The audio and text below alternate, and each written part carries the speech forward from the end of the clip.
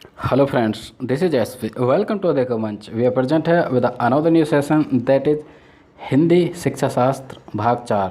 तो फ्रेंड्स इस सीरीज़ में जो हम करने वाले हैं यानी कि हिंदी पेडागोजी या फिर हिंदी शिक्षा शास्त्र सीटेट स्पेशल, ठीक है, ये सीरीज़ कंटिन्यू है जिसमें आज जो हम करने वाले हैं यानी कि हिंदी शिक्षा शास्त्र से संबंधित भाग 4 करेंगे। ठीक है, आज इस सीरीज़ का पार्ट 4 रहेगा। इसमें हम कुछ महत्वपूर्ण क्वेश्चंस डिस्कस करने वाले हैं जो आपकी अंडरस्टैंडिंग, आपकी समझ यानी कि हिंदी पेडागोजी या हिंदी शिक्षा शास्त्र से संबंधित आपकी समझ को विकसित करने में आपकी हेल्प करेगी। ओके, तो शुरू करते हैं इस सीरीज़ को। यानी कि इस सीरीज़ का ये रहा फर्स्ट क्वेश्चन। फ्रेंड्स ये जो क्वेश्चन है सेलेक्टेड क्वेश्चंस हैं, काफ़ी महत्वपूर्ण क्वेश्चंस हैं। तो जो हमारा एनालिसिस रहेगा क्वेश्चंस को लेकर वो बहुत ही अच्छी तरीके से रहेगा। तो शुरू करते हैं यानी कि ये सीरीज़। आज के लिए फर्स्ट क्वेश्चन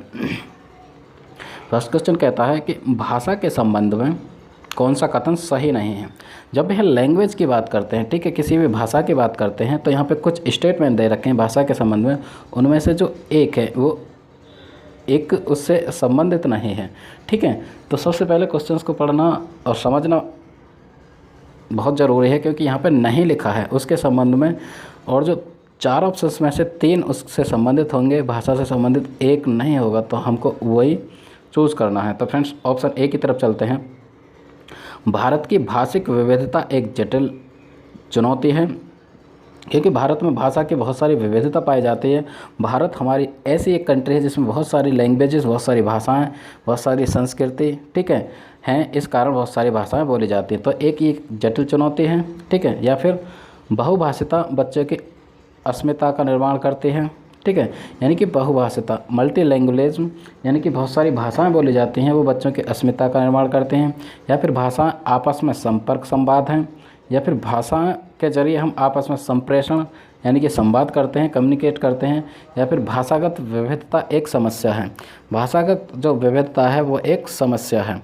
तो फ्रेंड्स यहाँ पे जो भाषा के संबंध में एक सही नहीं है उस ऑप्शन की तरफ चलेंगे, वो डी है। डी जो कहता है, डी कहता है भाषागत विविधता एक समस्या है। फ्रेंड्स भाषागत विविधता की जब भी हम बात करें, हमारे देश यानी कि भारत में बहुत सारी भाषाएं बोली जाती हैं, उसको हम एक समस्या के तौर पर लेते हैं या एक हमारे लिए समस्या है, ठीक है, या बच्चों के लिए समस्या है। तो फ्रेंड्स भाषा के संबंध में ये जो कथन है बिल्कुल गलत है, ऐसा बिल्कुल भी नहीं है क्योंकि हमारे देश भारत में बहुत सारी यानी बहुभाषी होते हुए भी भारत एक है, और किसी भी स्कूल, किसी भी विद्यालय, किसी भी इंस्टीट्यूशन में यानी कि भाषागत जो विविधता है कोई भी एक समस्या उत्पन्न नहीं करती। तो फ्रेंड्स भाषा के संबंध में बाकी सारे क्वेश्चंस बिल्कुल सही हैं, यानी कि ए वाला, बी और सी तीनों सही हैं। ऑप्शन डी बिल्कुल इनकरेक्ट रहेगा। कुल मिला के फर्स्ट का ऑप्शन जो रहेगा वो डी रहेगा। ठीक, तो ये था फर्स्ट क्वेश्चन। इसके साथ आगे बढ़ जाते हैं। यानी कि Hindi pedagogy CTET special series का पार्ट 4 कर रहे हैं हम। इसमें आज के लिए ये रहा सेकंड क्वेश्चन, यानी कि दूसरा क्वेश्चन। नेहा अपनी बात करते समय अपनी मातृभाषा के शब्दों का प्रयोग करते हैं। नेहा नाम की कोई एक लड़की है, कोई स्टूडेंट्स है, ठीक है, वो बात करते समय अपनी मातृभाषा, ठीक है, और कोई भी वो लैंग्वेज बेशक बोल रही है, लेकिन अपनी जो मातृभाषा उसकी कोई भी लैंग्वेज, लोकल लैंग्वेज हो सकती है, चाहे वो मराठी हो सकती है, गुजराती हो सकती है, भोजपुरी हो सकती है, पंजाबी हो सकती है, ठीक है। तो बीच बीच में बात करते समय वो अपनी मदर टंग, ठीक है, मातृभाषा के शब्दों का प्रयोग करती है। आप क्या करेंगे ऐसी सिचुएशन, ऐसी परिस्थिति में आप क्या करेंगे, ठीक है। यानी कि लक्ष्य भाषा के शब्द का प्रयोग करते हुए सहजता से उसके वाक्य को दोहराएंगे। कुल मिला के जो भी आप टारगेट लैंग्वेज पढ़ा रहे हैं, मान के चलिए आपकी क्लास में नेहा नाम की एक लड़की है, वो बीच बीच में बोलते समय, ठीक है, कम्युनिकेट करते समय अपनी जो मातृभाषा, कोई भी उसकी एक मातृभाषा हो सकते हैं, ठीक है, उसके शब्दों का यूज करती है। तो आप क्या करेंगे, यानी कि जो लक्ष्य भाषा, आप जो भाषा सिखाने की कोशिश कर रहे हैं, हिंदी हो सकती है, चाहे वो इंग्लिश हो सकती है, तो उसके शब्दों का प्रयोग करते हुए सहजता से उसके वाक्य को दोहराएंगे, ठीक है। या फिर उसे डांटेंगे कि वह अपने भाषा के शब्दों का प्रयोग न करें, या फिर उसे बताएंगे कि किसी शब्द विशेष को क्या कहते हैं, या फिर उसे बताएंगे कि ये शब्द गलत हैं। तो फ्रेंड्स सबसे पहले यदि हम डी ऑप्शन की बात करें, उसे बताएंगे कि ये शब्द गलत हैं, ऐसा बिल्कुल भी नहीं है, ठीक है। कोई भी मदर टंग, किसी भी मातृभाषा का कोई भी शब्द किस तरह से गलत हो सकता है, ये एक टीचर का दायित्व नहीं है, किसी का भी दायित्व नहीं है। किसी भी भाषा का कोई भी शब्द गलत नहीं हो सकता। तो यहाँ पे डी ऑप्शन बिल्कुल हट जाएगा। इस तरह से हम बात कर ही नहीं सकते। उसे बताएंगे कि किसी शब्द विशेष को क्या कहते हैं, यहाँ पे शब्द विशेष बताने की बात बिल्कुल भी नहीं हो रही, ठीक है। बी, उसे डांटेंगे, डांटने जैसी बात तो बिल्कुल हो ही नहीं सकती। एक टीचर अपने विद्यार्थी, अपने स्टूडेंट्स को कतई भी डांट नहीं सकता, चाहे वो किसी भाषा का यूज करे। तो यहाँ पे ए ऑप्शन को हम देख पा रहे हैं, ए ऑप्शन बिल्कुल करेक्ट रहेगा। ऑप्शन ए कहता है कि लक्ष्य भाषा के शब्द का प्रयोग करते हुए सहजता से उसके वाक्य को दोहराएंगे, ठीक है। आप बिल्कुल सहज रहेंगे, चाहे स्टूडेंट किसी भी भाषा अपनी मदर टंग के शब्दों का यूज करें, लेकिन आप जो पढ़ाने जा रहे हैं उसकी जो टारगेट लैंग्वेज है, ठीक है, उसके शब्दों का सहजता से प्रयोग करेंगे, ठीक है। उसकी मदर टंग, उसके जो मातृभाषा, उसका सहारा लेते हुए सहज रहेंगे और उसके वाक्यों को दोहराएंगे, क्योंकि बच्चा,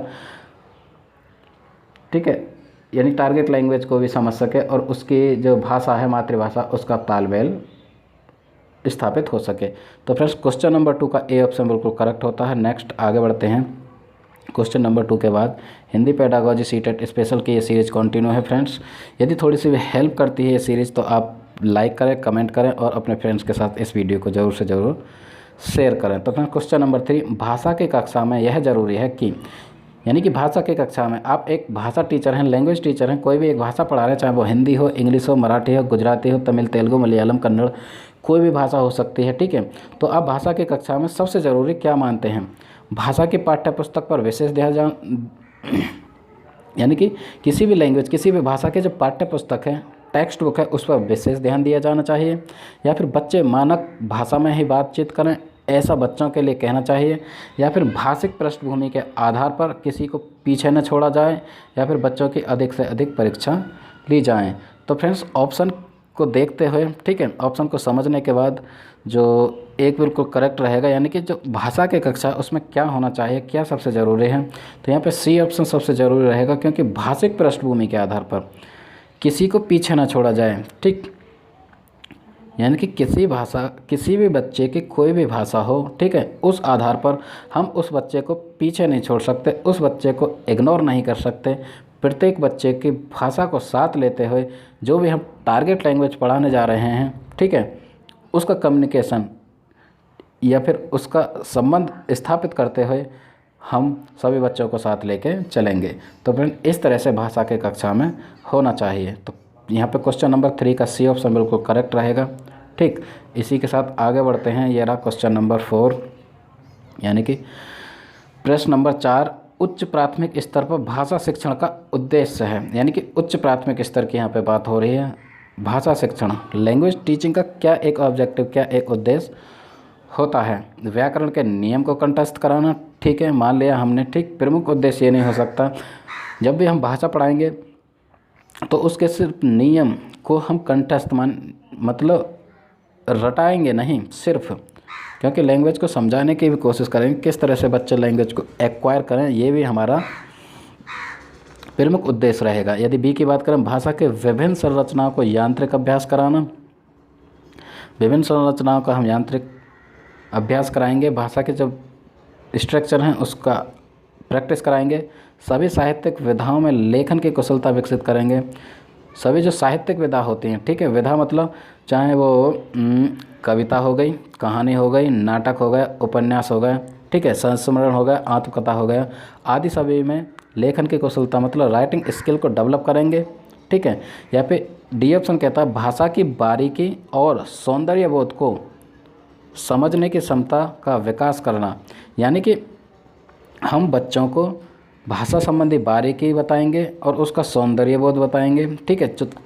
कोई भी हम विधा पढ़ा रहे हैं, चाहे हम पोइट्री, कविता पढ़ा रहे हैं, तो भाषा की सौंदर्य बोध और उसकी बारीकी को जांचते हुए, परखते हुए बच्चों के समझ विकसित करेंगे और इस तरह की क्षमता उनमें विकसित करेंगे कि बच्चे भाषा की बारीकी को समझ सकें और उसके सौंदर्य बोध को समझ सकें। तो इस तरह से वो भाषा संबंधी जो रुचि है उनमें पैदा होगी और भाषा का डेवलपमेंट यानी कि भाषा का विकास उनमें हो पाएगा। तो फ्रेंड्स यहाँ पे क्वेश्चन नंबर 4 का डी ऑप्शन बिल्कुल करेक्ट रहेगा, ठीक है, यानी कि उच्च प्राथमिक स्तर पर जो भाषा शिक्षण का उद्देश्य रहेगा ये रहेगा ठीक, ये उच्च प्राथमिक स्तर की बात हो रही है।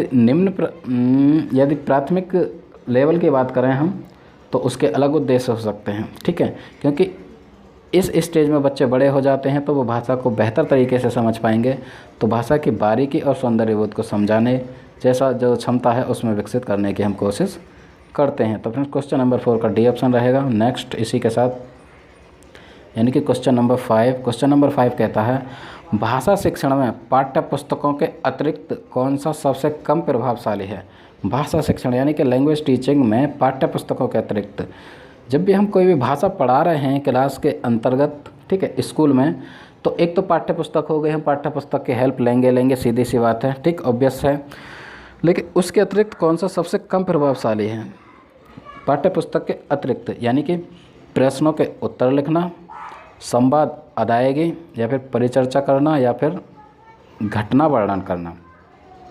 फ्रेंड्स जैसा कि हम ऑप्शन में देख पा रहे हैं संवाद अदायगी, यदि हम कम्युनिकेशन कराते हैं, संवाद कराते हैं एक दूसरे के साथ, ग्रुप बनाते हैं पहले तो बच्चों का, ठीक है, समूह बनाने के बाद उसमें कम्युनिकेट कराते हैं, आपस में संवाद कराते हैं, तो ये भाषा शिक्षण के लिए बहुत ही बेहतर रहेगा। ठीक है, तो यहाँ पे ये कम प्रभावशाली नहीं रहेगा, ये ज़्यादा प्रभावशाली रहेगा। ठीक, यदि हम डी की बात करें घटना वर्णन करना, यदि हम किसी बच्चे से मतलब बच्चों से कहेंगे कि आपने कोई भी घटना देखी हो उसका आप वर्णन करो, ठीक है, तो ये भी सही रहेगा, ये कम प्रभावशाली ना होकर ज़्यादा प्रभावशाली रहेगा भाषा शिक्षण में। यदि हम परिचर्चा मतलब डिबेट कराएंगे तब भी ये ज़्यादा प्रभावशाली रहेगा। तो फ्रेंड्स हम देख पा रहे हैं कि ऑप्शन नंबर ए बिल्कुल करेक्ट रहेगा क्वेश्चन नंबर 5 का। प्रश्नों के उत्तर लिखना, सिर्फ प्रश्नों के उत्तर लिखना ये कम प्रभावशाली रहेगा भाषा शिक्षण में पाठ्य पुस्तक के अतिरिक्त। ठीक, सिर्फ जो प्रश्न रहेंगे, जिस टाइप का प्रश्न है उसका एक सीमित उत्तर रहेगा, तो उसमें बच्चे की अभिव्यक्ति, बच्चे की विचारशीलता, तर्क शक्ति, चिंतन आदि का विकास नहीं हो पाएगा। ठीक है, तो जो हमारा भाषा शिक्षण है कम प्रभावशाली रहेगा। तो इसलिए क्वेश्चन नंबर 5 का ए ऑप्शन बिल्कुल करेक्ट होता है। नेक्स्ट इसी के साथ क्वेश्चन नंबर 6। क्वेश्चन नंबर 6 की तरफ चलते हैं। क्वेश्चन नंबर 6 कहता है हर व्यक्ति को मैंने ही सच्चाई दिखाई है। एक स्टेटमेंट है, एक वाक्य है कि हर व्यक्ति को मैंने ही सच्चाई दिखाई है। वाक्य पर चर्चा करने का उद्देश्य है, यदि क्लास के अंदर आप टीचर बनकर जाते हो और आप ये वाक्य देते हो, ठीक है, बोर्ड पर आप लिख देते हो कि हर व्यक्ति को मैंने ही सच्चाई दिखाई है, इस वाक्य पर आप चर्चा करो। ठीक है, तो इसका क्या उद्देश्य हो सकता है? ये कह सकते हैं कि कोई एक टीचर, कोई एक अध्यापक क्लास में जाने के बाद एक स्टेटमेंट लिखता है, एक वाक्य लिखता है कि हर व्यक्ति को मैंने ही सच्चाई दिखाई। ठीक है, इस वाक्य पर चर्चा करो और उसका उद्देश्य मतलब किस उद्देश्य के साथ ऐसा करने के लिए वो स्टूडेंट्स यानी कि विद्यार्थियों से कह रहा है। ऑप्शन ए यानी कि बच्चों को संज्ञा के प्रयोग का ज्ञान कराना। वो चाहता है कि बच्चे संज्ञा के प्रयोग का ज्ञान कर सकें इस वाक्य के माध्यम से। ठीक है, या फिर बच्चों को सर्वनाम के प्रयोग का ज्ञान प्राप्त करना, या फिर इस वाक्य से एक टीचर चाह रहा है कि बच्चे सर्वनाम के प्रयोग का ज्ञान प्राप्त कर सकें, या फिर बच्चों को क्रिया के प्रयोग या फिर क्रिया के प्रयोग। कुल मिला के ये ग्रामर यानी कि व्याकरण संबंधी बातें हो गई। यदि हम डी ऑप्शन की बात करें, बच्चों का भाषा की नियमबद्ध प्रकृति की पहचान और उसका विश्लेषण करना सिखाना, यानी कि इसके माध्यम से इसका एक उद्देश्य ये रहेगा कि बच्चों को हम भाषा के जो नियमबद्ध प्रकृति है उसकी पहचान कराएं। ठीक है, क्योंकि भाषा जब भी चलती है उसका जो लर्निंग प्रोसेस होता है एक नियमबद्ध प्रकृति के अनुसार होता है। ठीक है, और हम बात करें कि उसका विश्लेषण कराना सिखाएंगे भाषा का। तो फ्रेंड्स यानी कि हर व्यक्ति को मैंने ही सच्चाई दिखाई का जो एक उद्देश्य रहेगा ये रहेगा। तो यहाँ पर क्वेश्चन नंबर 6 का ऑप्शन नंबर डी बिल्कुल करेक्ट रहेगा कि बच्चों को भाषा की नियमबद्ध प्रकृति की पहचान कराना और उसका विश्लेषण करना सिखाना। यहाँ पे क्वेश्चन नंबर 6 का डी ऑप्शन बिल्कुल सही होता है। नेक्स्ट आगे बढ़ते हैं क्वेश्चन नंबर 7। ये रहा क्वेश्चन नंबर 7। क्वेश्चन नंबर 7 कहता है लेखन क्षमता का विकास करने के संदर्भ में आपके लिए सबसे अधिक महत्वपूर्ण है। लेखन क्षमता यानी कि राइटिंग स्किल। ठीक, यदि आप राइटिंग स्किल को डेवलप कराना चाहते हैं तो उसके लिए जो सबसे इम्पोर्टेंट रहेगा, सबसे अधिक महत्वपूर्ण रहेगा वो क्या है, यानी कि सुंदर लेखन का अभ्यास कराएंगे आप। ठीक है, या फिर मानक वर्तनी का प्रयोग कराएंगे, जो स्टैंडर्ड एक राइटिंग है उसका, या फिर सुनी पढ़ी और समझी हुई बातों के स्वाभाविक लिखित अभिव्यक्ति कराएंगे, या फिर दिए हुए बिंदुओं और निर्देशों के आधार पर निबंध लिखने को कहेंगे। तो फ्रेंड्स यहाँ पे जो करेक्ट रहेगा, सबसे उचित रहेगा, यानी कि लेखन क्षमता, राइटिंग स्किल को डेवलप करने के लिए सबसे उचित रहेगा सी ऑप्शन यहाँ पे बिल्कुल करेक्ट रहेगा। यानी कि सुनी पढ़ी और समझी हुई बात, जो भी स्टूडेंट्स ने, यानी कि पीछे आपने जो भी अनुभव किया, कोई भी बातें सुनी और पढ़ी अब तक, ठीक है, या जो भी चीज़ समझे हैं उन बातों को आप लिखिए, अपनी अभिव्यक्ति, ठीक है, स्वतंत्र रूप से उस चीज़ को अभिव्यक्त कीजिए, अपनी चिंतन शक्ति का प्रयोग करिए। तो ये राइटिंग स्किल को डेवलप करने के लिए सबसे इम्पोर्टेंट रहेगा। तो फ्रेंड्स यहाँ पे क्वेश्चन नंबर 7 का सी ऑप्शन बिल्कुल सही होता है। ठीक फ्रेंड्स, ये हम जो कौन कर रहे हैं, ये हिंदी पेडागोजी यानी कि हिंदी शिक्षा शास्त्र के महत्वपूर्ण प्रश्नों की श्रृंखला डिस्कस कर रहे हैं। ये जो क्लास है या ये जो सीरीज़ है, ये सीटेट स्पेशल है वैसे तो, लेकिन ये हर टीचिंग एग्ज़ाम्स के लिए इम्पोर्टेंट है जहाँ पर हिंदी पेडागोजी पूछी जाती है, ठीक है। और अदर टीचिंग एग्ज़ाम्स जहाँ पे जिस भी टीचिंग एग्ज़ाम में हिंदी पेडागोजी पूछी जाती है वहाँ के लिए ये बहुत ही इम्पोर्टेंट सीरीज़ है। यदि हम यूपी टेट की बात करें, सी टेट की बात करें, एच टेट की बात करें, बिहार स्टेट टेट, ठीक है, या फिर राजस्थान में जो टेट होता है, सभी स्टेट टेट के लिए इम्पोर्टेंट है। उसके साथ KBS, NBS, DSSS आदि के लिए, सभी के लिए इम्पोर्टेंट है। तो फ्रेंड्स, ये सीरीज़ ये क्वेश्चंस आपको हेल्प करते हैं, हमारा डिस्कशन अच्छा लगता है तो लाइक करें, कमेंट करें एंड हमारे चैनल अधिगम मंच को सब्सक्राइब करें और अपने फ्रेंड्स के साथ शेयर करने के लिए कहें। खुद भी शेयर करें और अपने फ्रेंड्स को शेयर करने के लिए कहें ये वीडियो, क्योंकि ज़्यादा से ज़्यादा लोगों तक ये वीडियो पहुँचे और वो भी अपनी तैयारी को अच्छी तरह से कर पाएँ। तो फ्रेंड्स, क्वेश्चन नंबर 7 के बाद नेक्स्ट जो रहेगा क्वेश्चन नंबर 8, इसे डिस्कस करते हैं। यानी कि भाषा की पाठ्य पुस्तकों में हिंदीतर भाषा को भी जगह मिलनी चाहिए। भाषा की पाठ्य पुस्तक यानी कि हिंदीतर मतलब हिंदी की जैसी भाषाएं, ठीक है, उनको भी जगह मिलनी चाहिए। इस कथन के समर्थन में कौन सा तर्क काम करेगा? ठीक, कौन सा एक तर्क है जो काम करेगा कि हिंदीतर जो भाषाएं हैं उनको भी जगह मिलनी चाहिए। सिर्फ हिंदी को ही नहीं, हिंदी की पाठ्य पुस्तकों में हिंदी जैसी जो भाषाएं, हिंदी जैसी भाषाओं का मतलब हिंदी की जो उपभाषाएं हैं, चाहे वो भोजपुरी हो गई, चाहे वो खड़ी बोली हो गई, ठीक है, चाहे वो पहाड़ी हो गई, ठीक, या वो पश्चिमी हिंदी और पूर्वी हिंदी की बात हो रही है यहाँ पे, तो कौन सा एक तर्क है जो इस बात का समर्थन करेगा? यहाँ पे क्वेश्चन नंबर 8 के ऑप्शन की तरफ चलते हैं। क्वेश्चन नंबर 8 के ऑप्शन ये रहे, यानी कि इससे भाषा के बीच द्वंद्व नहीं होगा, ठीक, भाषा के बीच यानी कि कॉन्फ्लिक्ट नहीं होगा, या फिर इससे भाषागत विविधता को सही रूप में संबोधित किया जा सकता है, या फिर हम बात करें इससे भारत की सभी भाषाओं को स्थान दिया जा सकेगा, या फिर इससे त्रिभाषा सूत्र का पालन या अनुपालन किया जा सकेगा। तो फ्रेंड्स, यहाँ पे जो करेक्ट ऑप्शन रहेगा बी बिल्कुल करेक्ट रहेगा, क्योंकि यदि भाषा हिंदी भाषा से की जैसी जो भाषा है उनको पाठ्य पुस्तक में जगह मिलती है, तो इससे भाषागत जो विविधता है उसको सही रूप में संबोधित और संवर्धित किया जा सकता है, ठीक है, क्योंकि प्रत्येक भाषा की अपनी इम्पोर्टेंस है। भारत विविधताओं का देश है जहाँ पे मल्टीपल ऑफ लैंग्वेजेस बोली जाती हैं, तो हिंदी के अलावा और भी हिंदीतर जो भाषाएं, हिंदी जैसी जो भाषा हैं उनको स्थान प्राप्त होना चाहिए, जिससे भाषागत जो विविधता है उसको सही रूप से संबोधित या संवर्धित किया जा सकेगा। तो फ्रेंड्स, यहाँ पे क्वेश्चन नंबर 8 का ऑप्शन नंबर बी बिल्कुल सही होता है। ठीक, इसी के साथ आगे बढ़ते हैं, यानी कि क्वेश्चन नंबर 9। ये रहा क्वेश्चन नंबर 9। क्वेश्चन नंबर 9 क्या कहता है? पूरक पठन सामग्री का उद्देश्य है। पूरक पठन सामग्री है, उसका उद्देश्य क्या है? यानी कि भाषा की नियमबद्धता को सिखाना। इसके थ्रू हम भाषा की नियमबद्धता यानी कि कॉन्टिन्यूटी को सिखाते हैं, या फिर शिक्षक की सहायता से बच्चों को पढ़ाना सिखाते हैं, या फिर द्रुत गति से पठन की योग्यता का विकास करना सिखाते हैं, या फिर सहपाठियों की सहायता से पढ़ना सिखाते हैं। तो फ्रेंड्स, पूरक जो पाठन सामग्री है इसके थ्रू उसका जो उद्देश्य है, उसका उद्देश्य है कि द्रुत गति से जो पठन है उसकी योग्यता का विकास करना सिखाते हैं हम बच्चों के लिए। तो फ्रेंड्स, यहाँ पे यानी कि क्वेश्चन नंबर 9 का ऑप्शन नंबर सी बिल्कुल करेक्ट होता है कि पूरक जो पाठन सामग्री है उसका एक उद्देश्य ये है कि द्रुत गति से पठन की योग्यता का विकास करना सिखाते हैं, या बच्चे इससे द्रुत गति से पठन की योग्यता बच्चों में विकसित होती है। तो फ्रेंड्स क्वेश्चन नंबर 9 का सी ऑप्शन बिल्कुल करेक्ट होता है। अब हम आगे बढ़ते हैं इसी के साथ। 9 के बाद क्वेश्चन नंबर 10, ये रहा क्वेश्चन नंबर 10। क्वेश्चन नंबर 10 क्या कहता है, हिंदी भाषा के प्रश्न पत्र में आप किस सवाल को सबसे बेहतर मानते हैं। हिंदी भाषा यानी कि हिंदी लैंग्वेज का कोई भी एक क्वेश्चन पेपर है, क्वेश्चन पेपर मतलब एग्ज़ाम, कोई भी हम परीक्षण करा रहे हैं तो उसमें किस तरह के प्रश्न आप निर्धारित करते हैं या किस सवाल को सबसे बेहतर मानते हैं।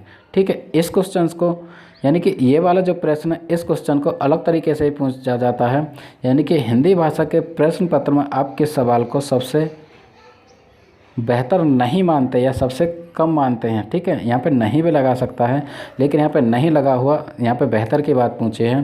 तो हिंदी भाषा में जो प्रश्न पत्र रहेगा उसमें कौन से सवाल, कौन से प्रश्न सबसे बेहतर रहेंगे, यानी कि संज्ञा की परिभाषा लिखिए।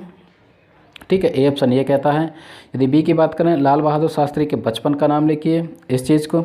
यदि या फिर बाबा भारती क्यों उदास थे, ये क्वेश्चन सही रहेगा, ये प्रश्न सही रहेगा। या फिर अगर आप बाबा भारती की जगह होते तो क्या करते। तो हिंदी भाषा के प्रश्न पत्र की जब भी हम बात करें, यानी कि किसी भी भाषा के प्रश्न पत्र की बात करें, तो संज्ञा की परिभाषा की हम बात करें तो संज्ञा की परिभाषा निश्चित है, 3 से 4 लाइन में ख़त्म हो जाएगी। ठीक है, लाल बहादुर शास्त्री के बचपन का नाम, ठीक है, एक नाम एक लाइन में ख़त्म हो गए। या फिर क्यों उदास थे, इसका एक कारण हो सकता है, वो बात हम लिख देंगे। तो फ्रेंड्स यहाँ पे हिंदी भाषा के जो प्रश्न पत्र हैं, किसी भी भाषा के प्रश्न पत्र में उसमें जो सवाल, उसमें जो प्रश्न होने चाहिए इस तरह के होने चाहिए, क्योंकि बच्चे की अभिव्यक्ति, बच्चे की चिंतनशीलता, ठीक है, आदि सभी गुणों का विकास हो सके। तो डी ऑप्शन बिल्कुल करेक्ट रहेगा। डी ऑप्शन कहता है अगर आप बाबा भारती की जगह होते तो क्या करते, यानी कि किसी बच्चे को उनकी जगह निर्धारित करने के लिए कहेंगे एंड उस पर उसकी अभिव्यक्ति, उसके विचार, उसका अनुभव लिखने के लिए कहेंगे। तो फिर इस तरह के जो प्रश्न है वो बिल्कुल बेहतर माने जाएंगे। तो यहाँ पे क्वेश्चन नंबर 10 का डी ऑप्शन बिल्कुल सही रहेगा। इसी के साथ हम आगे बढ़ते हैं क्वेश्चन नंबर 10 के साथ। ये रहा क्वेश्चन नंबर 11 यानी कि 11वां प्रश्न, हिंदी पेडागोजी सीटेट स्पेशल की ये सीरीज कंटिन्यू है, जिसका हम आज पार्ट 4 कर रहे हैं। काफ़ी इंपॉर्टेंट और सेलेक्टिव क्वेश्चंस को हम डिस्कस कर रहे हैं, एनालाइज कर रहे हैं। ठीक है, इसके थ्रू हम प्रत्येक कॉन्सेप्ट को अच्छी तरह से डिस्कस करने की कोशिश कर रहे हैं। आई होप ये जो क्वेश्चंस हैं आपकी हेल्प करेंगे, आपकी समझ हिंदी पेडागोजी के प्रति, आपकी अंडरस्टैंडिंग को बेहतर करने और डेवलप करने में आपकी हेल्प करेंगे। क्वेश्चन नंबर 11 कहता है कविता शिक्षण के संदर्भ में आप किस बिंदु को सर्वाधिक महत्व देंगे। कविता शिक्षण यानी कि आप एक पोइट्री की टीचिंग कर रहे हैं, ठीक है, एक पोएम पढ़ा रहे हैं, तो उसके लिए सबसे अधिक क्या रहेगा, सबसे महत्वपूर्ण क्या है। कविता का एक निश्चित अर्थ होता है, ये बात बिल्कुल, कविता का एक निश्चित अर्थ भी होता है, सही ही मानेंगे इसे। कविता के एक से अधिक अर्थ हो सकते हैं, बिल्कुल सही है, कविता के एक से अधिक भी अर्थ हो सकते हैं। ठीक है, क्योंकि कविता जब भी लिखी जाती है कि कोई भी एक पोइट, कोई भी एक कवि कविता लिखता है तो अब अपनी विचारशीलता के आधार पर, अपनी कल्पनाशीलता के आधार पर एक कविता को वो लिखता है, उसकी रचना करता है। ठीक है, तो उसके कई भी अर्थ हो सकते हैं। या कविता में सामाजिक परिस्थिति की झलक नहीं होती, बिल्कुल ऐसा नहीं है, कविता में सामाजिक परिस्थिति की झलक हो सकती है, होती भी है। या फिर कविता में राजनीतिक परिस्थिति की झलक नहीं होती, बिल्कुल ऐसा नहीं है, कविता में राजनीतिक, आर्थिक, सामाजिक सभी चीज़ की झलक हो सकती है और होती भी है। तो फ्रेंड्स जो सबसे अधिक रहेगा, सबसे अधिक महत्वपूर्ण है, वो जो रहेगा बी ऑप्शन रहेगा। बी ऑप्शन कहता है कविता के एक से अधिक अर्थ हो सकते हैं। ठीक है, निश्चित अर्थ के साथ साथ कविता के एक से अधिक भी अर्थ हो सकते हैं, क्योंकि जो कवि ने सोचा है उसका एक अर्थ वो निश्चित हुआ। ठीक है, उसके साथ साथ जब भी हम पाठक उसको पढ़ रहे होते हैं तो अपने अकॉर्डिंग उसके अलग भी संदर्भ में हम अर्थ निश्चित कर सकते हैं।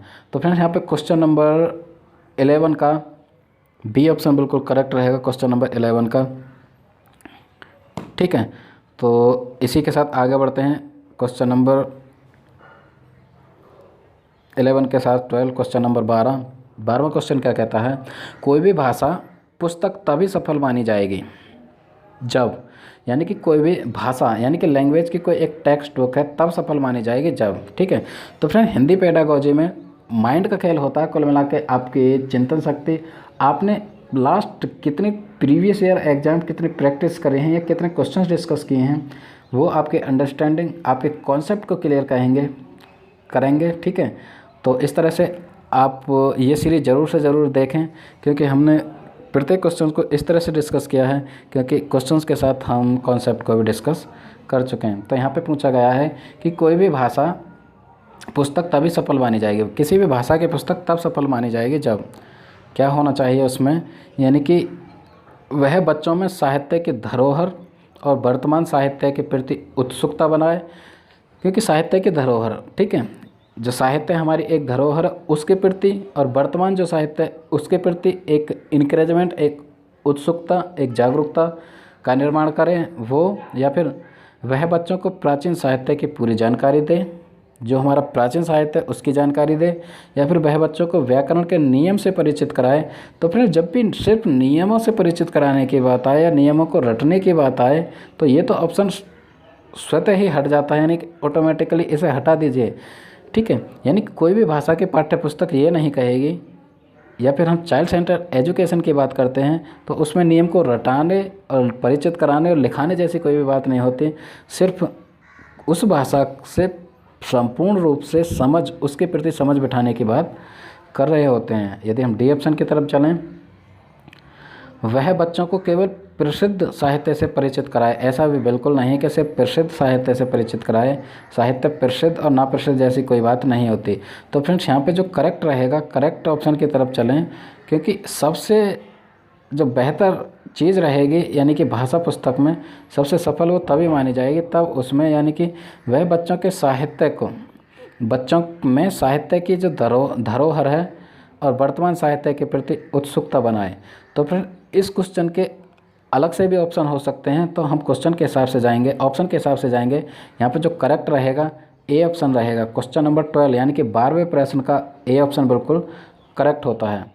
ठीक है, यानी कि ये इस तरह के क्वेश्चन है, इसके सिर्फ यही डिक्टो ऑप्शन नहीं हो सकते, अलग भी ऑप्शन हो सकते हैं। तो हम ऑप्शन के हिसाब से इसके आंसर पर जाते हैं। तो फ्रेंड्स 12वें प्रश्न का ए ऑप्शन बिल्कुल करेक्ट रहेगा। इसके साथ हम चलते हैं 13 यानी कि 13वां प्रश्न। 13वां प्रश्न कहता है भाषा की कक्षा को एक समावेशी कक्षा बनाने के लिए यह आवश्यक है कि, यानी कि कोई भी एक लैंग्वेज, किसी भी भाषा की कक्षा है उसको समावेशी कक्षा, इंक्लूसिव एजुकेशन, यानी कि भाषा संबंधी जब भी हम बात कर रहे हैं पेडागोजी के या किसी भी लैंग्वेज संबंधी हम क्वेश्चंस डिस्कस कर रहे हों, तो समावेशी कक्षा से संबंधित क्वेश्चन पूछे जाते हैं, या एनसीएफ 2005 से प्रश्न पूछे ही जाते हैं। तो फ्रेंड्स यहाँ पे समावेशी कक्षा की बात हो रही है, यानी कि भाषा पढ़ा रहे हैं आप किसी भी एक क्लास में, किसी भी एक कक्षा में, ठीक है, तो आप उसको समावेशी कक्षा कैसे बनाएंगे। समावेशी कक्षा या समावेशी शिक्षा का जो उद्देश्य है, यानी कि सभी बच्चों को समान रूप से शिक्षा मुहैया कराना। ठीक है, प्रत्येक बच्चे को शिक्षा उपलब्ध कराई जाए। ठीक है, ये समावेशी शिक्षा है, यानी कि एक स्कूल में एक पाठ्य पुस्तक द्वारा, एक ही टीचर द्वारा प्रत्येक बच्चे को शिक्षा दी जाए, इस तरह हम समावेशी कक्षा से मानते हैं। तो ए ऑप्शन रहेगा, यानी कि पाठ्यक्रम को कम कर दिया जाए। यदि भाषा कक्षा में हम पाठ्यक्रम को कम कर दें तो ऐसी कक्षा समावेशी कक्षा बन जाएगी। या फिर भाषाई कुशलताओं का आकलन न किया जाए, बिल्कुल भाषाई कुशलताओं का आकलन प्रत्येक कक्षा में किया जाना चाहिए, चाहे वो मैथमेटिक्स की कक्षा हो, चाहे वो भाषा की कक्षा हो, चाहे वो समावेशी कक्षा हो, कोई भी कक्षा हो। तो जो नकारात्मक चीज़ें हैं वो हट जाती हैं। तो यहाँ पे बी ऑप्शन तो बिल्कुल हट जाएगा। यदि हम सी की बात करें, विभिन्न प्रकार के दृश्य श्रव्य सामग्री का उपयोग किया जाए, बिल्कुल सही बात है समावेशी शिक्षा के लिए, क्योंकि हम शिक्षा यानी कि भाषा के प्रति रुचि, एक जागरूकता, ठीक है, एक रोचकता उत्पन्न करना चाहते हैं। तो हम विभिन्न प्रकार की जो दृश्य श्रव्य सामग्री हैं, ठीक है, जिन्हें हम टीचिंग एड्स कहते हैं, उनका हम उपयोग कर सकते हैं और करना ही चाहिए। या फिर डी की तरफ चलते हैं, पाठ्य पुस्तक के पाठ कम कर दिए जाए, ऐसा बिल्कुल भी नहीं है। तो फ्रेंड्स क्वेश्चन नंबर 13 यानी कि 13वां जो प्रश्न, 13वें प्रश्न का ऑप्शन नंबर सी बिल्कुल करेक्ट रहेगा। सी ऑप्शन कहता है, सी बिल्कुल करेक्ट रहेगा, यानी कि विभिन्न प्रकार की दृश्य श्रव्य सामग्री का उपयोग किया जाए। यानी कि एक टीचर की ड्यूटी, एक टीचर का दायित्व, कर्तव्य ये बनता है कि वो भाषागत कक्षा को सुचारू रूप से चलाने के लिए या समावेशी कक्षा बनाने के लिए उसमें दृश्य श्रव्य सामग्री और अलग तरह के जो टीचिंग एड्स हैं उनका उपयोग भरपूरता के साथ करें। तो फ्रेंड्स क्वेश्चन नंबर 13 का ऑप्शन नंबर सी बिल्कुल करेक्ट होता है। इसी के साथ क्वेश्चन नंबर 14 यानी कि 14वां और 15वां प्रश्न हम डिस्कस करेंगे। यानी कि अंतवाक्य की संकल्पना किससे संबंध है? अंतवाक्य, सबसे पहले फ्रेंड्स क्वेश्चन को समझ लीजिए, अंतवाक्य होता क्या है? अंत, यहाँ पे अंत नहीं है, अंतवाक्य। अंतवाक्य का मतलब है यानी अंतक्रिया। अंतवाक्य का मतलब यहाँ पे है अंतक्रिया। अंतक्रिया मतलब वाक मतलब स्पीच, यानी कि एक दूसरे के साथ स्पीच, इंटरेक्शन, यहाँ पे मतलब है इंटरेक्शन, एक दूसरे के साथ इंटरेक्शन, एक दूसरे के साथ वार्तालाप, यानी कि सामाजिक वार्तालाप, जिसे हम कम्युनिकेशन या फिर संप्रेषण कहते हैं। संप्रेषण, यहाँ पे अंतवाक्य का मतलब हो गया संप्रेषण, एक दूसरे के साथ संप्रेषण, ठीक है। या फिर हम ये कह सकते हैं कि सामाजिक संप्रेषण। सामाजिक संप्रेषण, हम समाज में हैं तो अलग अलग लोगों से मिलेंगे, उनके साथ संप्रेषण करेंगे, इंटरेक्शन करेंगे, अंतवाक्य करेंगे, ठीक है। तो आई होप क्वेश्चन आपको क्लियर हो गया होगा।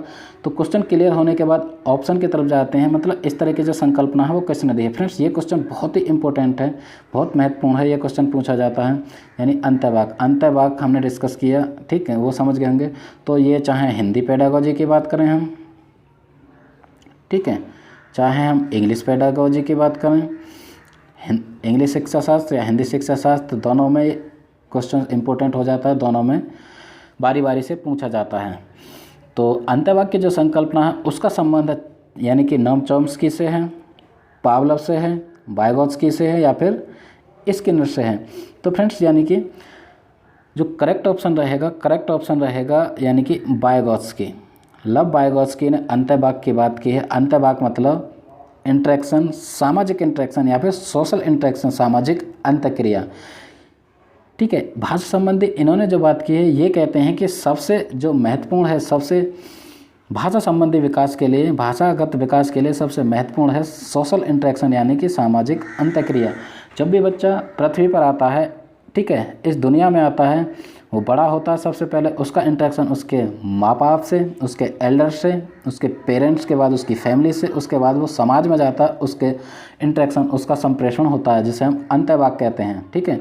बच्चा एक दूसरे के साथ अंतक्रिया करता है, समाज में अंतक्रिया करता है, तभी उसका जो भाषागत विकास है वो होता है, यानी कि उसमें लैंग्वेज डेवलपमेंट होता है। तो फ्रेंड्स यहाँ पे अंतवाक्य की जो संकल्पना है वो जो दी है लव वाइगोत्स्की ने दी है, और भी कई सारी बात की हैं वाइगोत्स्की ने। तो फ्रेंड्स यानी कि CDP कंप्लीट जो कोर्स है 40+ वीडियोज़ हैं, प्लेलिस्ट में आप जाकर देख सकते हैं अधिगम मंच पर, उसमें हमने लव वाइगोत्स्की की जो थ्योरी है वो डिस्कस की है, उसको अब देखें तो बेहतर तरीके से समझ पाएंगे। तो क्वेश्चन नंबर 14 का ऑप्शन नंबर बी बिल्कुल करेक्ट होता है, जो अंतवाक्य का या फिर हम कहें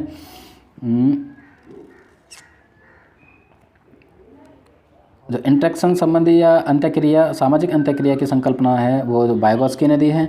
यदि हम चॉम्स्की की बात करते हैं तो चॉम्स्की ने भी भाषा से संबंधित एक थ्योरी दी है, ठीक है।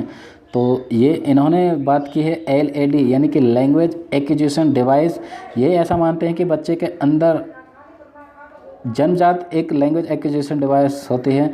बच्चा जब पैदा होता है, ठीक है, तो वो एक ऐसी क्षमता होती है, इनेट एबिलिटी, जिसके थ्रू बच्चा भाषा सीखता है, ठीक है।